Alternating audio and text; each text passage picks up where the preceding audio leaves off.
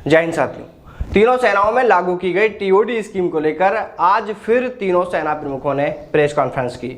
इस कॉन्फ्रेंस से युवाओं को एक बार फिर बड़ी उम्मीद थी, उन्हें एक बड़ी आस थी कि शायद सरकार और सेना ने उनकी समस्या, उनकी पीड़ा पर गौर किया हो और आज वो इस प्रेस कॉन्फ्रेंस के माध्यम से आर्मी एग्जाम कराने व एयरफोर्स का रिजल्ट जारी करने को लेकर युवाओं को जरूर कोई अच्छी खबर देंगे।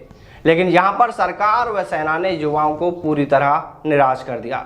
एक पत्रकार ने युवाओं की पीड़ा को समझते हुए सेना प्रमुखों से सवाल किया कि सर, जिन युवाओं ने फिजिकल मेडिकल पास किया है, जिनका एग्जाम बाकी है, क्या उनका एग्जाम होगा या नहीं? एयरफोर्स का रिजल्ट जारी होगा या नहीं? क्या टीओडी के अलावा जिस तरह अभी तक रेगुलर ओपन सेना भर्ती रैली हो रही है, ये भर्तियां सर चालू रहेंगी या बंद हो जाएंगी? जिस पर एयरफोर्स चीफ ने जवाब देते हुए कहा कि एयरफोर्स भर्ती की प्रक्रिया ही ऐसी थी जो सबसे आगे पहुंची थी, लेकिन अब चाहे एयरफोर्स का रिजल्ट जारी करना बाकी रहा हो या आर्मी का एग्जाम कराना बाकी हो, वो अब नहीं किया जाएगा। जी हाँ, बिल्कुल यही कहा उन्होंने कहा कि जो पुरानी भर्तियां हैं वो सभी रद्द कर दी गई हैं। साथ ही उन्होंने कहा कि अब देश में ओपन सेना भर्ती रैलियां भी नहीं होंगी, अब सिर्फ टीओडी स्कीम के तहत ही तीनों सेनाओं में भर्तियां होंगी।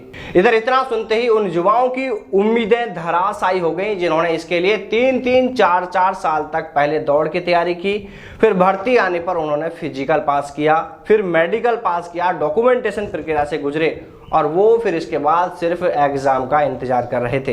इसके लिए उन्होंने 1.5 साल तक इंतजार किया, लोगों से सूद पर ब्याज पर पैसा लेकर कोचिंगों की फीस भरी, पढ़ाई करी, तैयारी की, लेकिन अंत में नतीजा क्या निकला? वो एग्जाम अब कैंसिल कर दिया गया है। ऐसा ही एयरफोर्स वालों के साथ भी किया गया। उनका तो एग्जाम भी हो गया था, सिर्फ रिजल्ट ही जारी करना था, लेकिन उसे भी सरकार ने रद्द कर दिया। देखिए, जिस तरह के तर्क इस भर्ती को रद्द करने को लेकर सेना के अधिकारियों ने दिए हैं, उनसे मैं व्यक्तिगत तौर पर भी संतुष्ट नहीं हूं और ये तर्क युवाओं के हित में बिल्कुल नहीं है। और इसको लेकर हम अगले वीडियो में उनके तर्कों पर कई सवाल भी खड़े करेंगे। फिर सरकार और सेना के अधिकारियों से हम कहेंगे कि अगर आप सही हैं, आपका तरीका सही है, अगर आपने युवाओं के साथ अन्याय नहीं किया है, तो आप हमारे सवालों के सीधे सीधे जवाब दीजिए। देखिए, टीओडी के विरोध में युवाओं ने जो किया या इस आंदोलन की आड़ में कुछ असामाजिक तत्वों ने जो आगजनी की, तोड़फोड़ की या हिंसक घटनाएं हुई, वो बिल्कुल गलत है। ऐसा नहीं होना चाहिए। लेकिन अब युवाओं को भी शायद यह बात समझ में आने लगी है और अब युवाओं से सोशल मीडिया पर युवा ही यह अपील कर रहे हैं कि वो अपने हक की आवाज, अपनी मांग शांतिपूर्वक तरीके से, लोकतांत्रिक तरीके से करें। सरकार को उनकी जायज मांगों को मानना ही पड़ेगा, लेकिन युवाओं को जो रास्ता उन्होंने अभी तक अपनाया है हिंसा का, वो छोड़ना पड़ेगा। बस युवाओं को जरूरत है तो शांतिपूर्वक अपनी मांगे सरकार के सामने रखने की। इस स्कीम को लेकर और भी बहुत कुछ जानकारियां दी गई हैं, जिसमें चलिए आपको थोड़ा सा बताते चलें कि 24 जून से एयरफोर्स के लिए रजिस्ट्रेशन शुरू हो जाएंगे। 24 जुलाई से इसको लेकर ऑनलाइन पेपर की प्रक्रिया भी शुरू हो जाएगी।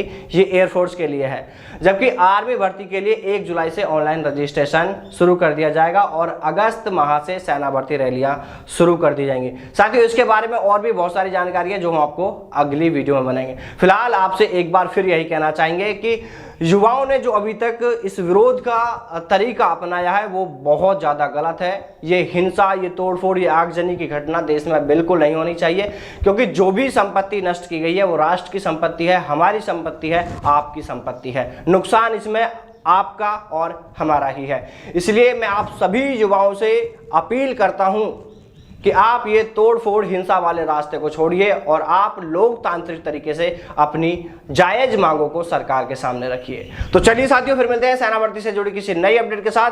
तब तक सावधान रहें, दलालों से दूर रहें, अपना और अपनों का ख्याल रखिएगा। जय हिंद, जय भारत, वंदे मातरम।